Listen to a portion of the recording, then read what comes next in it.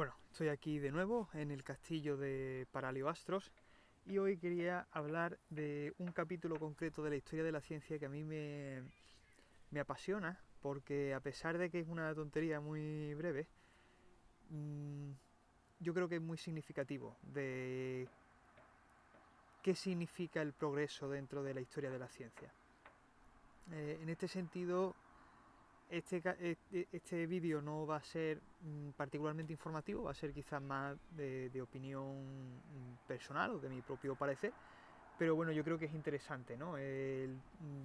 Yo quería traer las figuras de Copérnico y de Kepler y comparar y contar también por qué Kepler, que es un personaje que quizás no ha pasado con esa potencia en la historia, ¿no? Yo creo que Copérnico, obviamente, porque Copérnico es el que salió con el sistema heliocéntrico en su momento, ¿no? en el siglo XVI, a pesar de que, como sabemos, no ha sido el primero en pensar en un sistema heliocéntrico, y ha habido otros autores que habían pensado en un sistema heliocéntrico, de hecho Copérnico habla de ellos.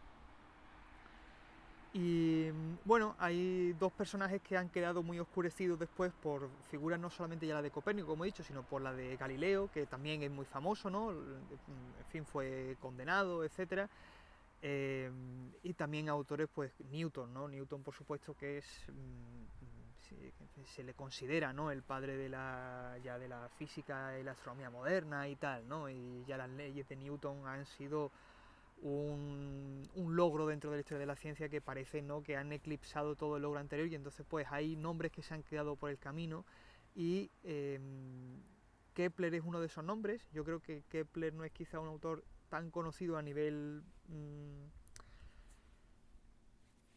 de la gente común, ¿no? Yo creo que la gente se queda mucho más con eso, con personajes como Galileo, con Newton, con Copérnico y Kepler, y bueno, ya por supuesto la pareja intelectual de Kepler, que ha sido Tycho Brahe, ¿no? Tycho Brahe, que en realidad tiene una de las contribuciones más interesantes de la historia de la ciencia en esa época, ¿no? Estamos hablando de el periodo más fuerte de la revolución científica, y Tycho Brahe merece un reconocimiento, ¿no? Entonces voy a hablar más de Kepler hoy, pero igualmente igual un día podemos hablar de Tycho Brahe si os interesa. ¿Y por qué Kepler me mola tanto? ¿Y por qué Kepler me parece incluso más guay en cierto aspecto que Copérnico? ¿O me parece incluso más moderno en ese sentido que Copérnico? Copérnico realmente, a todas luces, es un autor que sigue viviendo, por decirlo así, en el antiguo régimen. Es decir, su constructo, su aparato mental, su manera de pensar sigue siendo profundamente de raigambre platónica. Y Copérnico, pese a ser capaz de darse cuenta de que matemáticamente todo cuadraba mejor si el Sol estaba en el centro y el planeta se convertía en simplemente uno de los muchos planetas que estarían dando vueltas alrededor del Sol, y eso le honra, a pesar de que no es una idea original suya, porque como he dicho ya lo habían dicho otros autores griegos antes, pero sí es verdad que merece ese reconocimiento, ¿no? De haber sido capaz no solamente ya de pensar que el Sol estuviese en el centro, sino capaz de montar un sistema matemático geométrico, astronómico, que hacía funcionar ese sistema adecuadamente, ¿no? A pesar de ello, a pesar de esa gran novedad, realmente el sistema de Copérnico en términos matemáticos no era tampoco muy diferente del sistema tolemaico, en el sentido de que el sistema tolemaico no es simplemente que el Sol, que el Sol está girando alrededor de la Tierra, que la Tierra está en el centro, sino que dentro de ese marco había que hacer funcionar muchísimas cosas. Porque, claro, resulta que la Tierra no estaba exactamente en el centro, había una serie de aparatos matemáticos para hacer para hacer cuadrar, digamos, las observaciones que había con el aparato matemático. Y ese era el problema. Siempre ha habido, incluso con Copérnico no soluciona el problema, Copérnico apunta a una posible solución, pero no es de ninguna manera la solución. ¿Por qué? ¿Cuál era el gran problema que Kepler percibe?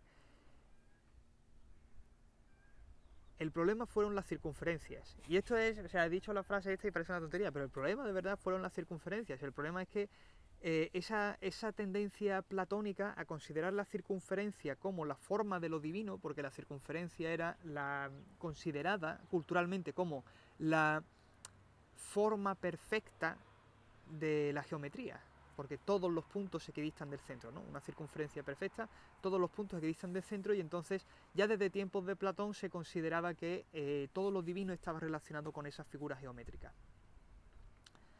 Y entonces, claro, todos los autores estaban obsesionados por encontrar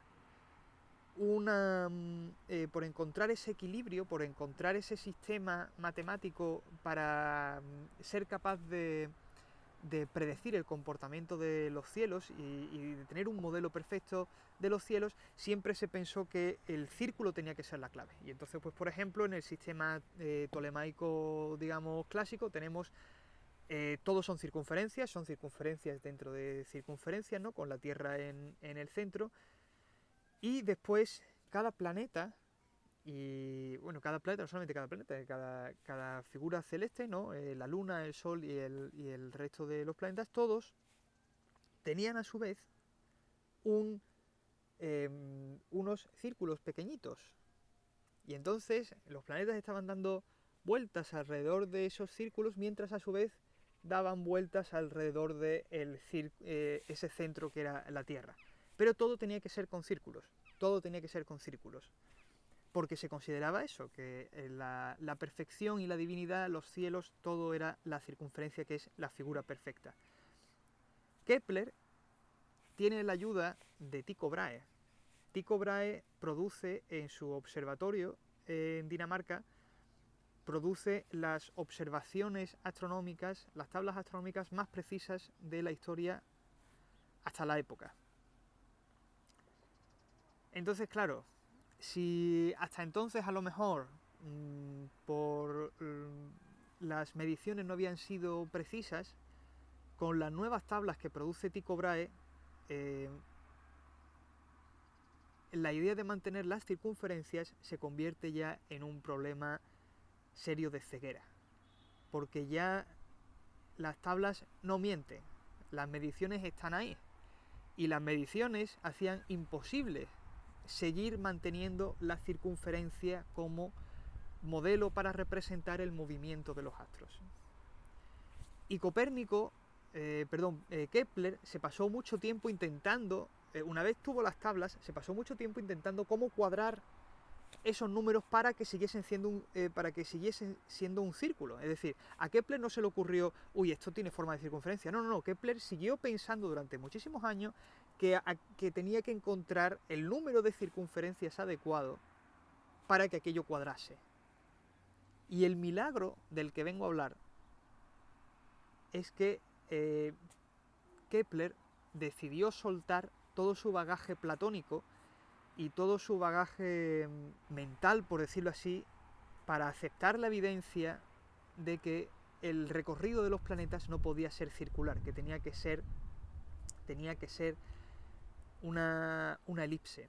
Y esa es precisamente lo que se ha convertido en la primera ley de Kepler. La primera ley de Kepler es que los planetas se mueven alrededor del Sol formando una elipse, estando el Sol en uno de los centros de la elipse. La elipse tiene dos centros, pues el Sol estaría en uno. Esa es la primera ley de Kepler. Y parece una tontería porque, dicho, puede parecer una tontería, pero no fue una tontería para el momento, porque jamás nadie se le había ocurrido eso, nadie jamás había tenido esa capacidad de ver de que aunque los números no cuadraban, porque los números no cuadraban nunca las observaciones no cuadraban nunca con el sistema, pero siempre se prefirió mantener, por una cuestión de mentalidad, siempre se prefirió mantener el sistema tolemaico y simplemente añadirle cositas. Nunca incluso con la llegada de Copérnico jamás cuestionó la figura de la circunferencia como la figura perfecta, y jamás salió de las circunferencias. La queja de Copérnico a los autores anteriores como Ptolomeo es que no eran lo bastante platónicos, es que no se acercaban a la perfección a la que quería alcanzar Platón. Copérnico estaba totalmente convencido de que él se podía hallar ese sistema astronómico perfecto únicamente a base de circunferencias. Y ese prejuicio, porque eso es un prejuicio científico, eso es lo que venció Kepler. Y ese es precisamente el ejemplo más bonito que creo yo que hay en la historia de la ciencia, ¿no? Ese vencer nuestros prejuicios a base de las evidencias. Sin las evidencias que aportó Tycho Brahe, por ejemplo, que aportó las tablas astronómicas más precisas de la historia hasta el momento, sin la evidencia no podemos dejar atrás nuestros prejuicios. Y esa es quizá la lección más bonita, ¿no? El saber dejar atrás nuestros prejuicios cuando tenemos la evidencia delante. Hay que saber reconocer las evidencias y hay que ser capaces de estar dispuestos a abrirnos a otras cosas, ¿no? Como por ejemplo en este caso Kepler se abrió a la idea de una elipse como modelo del movimiento de los planetas en base a la evidencia. Y ya está, simplemente es una cosa que a mí siempre me gusta recordar, a mí me gusta mucho, me parece que es muy interesante este capítulo, espero que os haya interesado también, ya me diréis lo que sea en los comentarios o no, y nada, nos veremos para la próxima.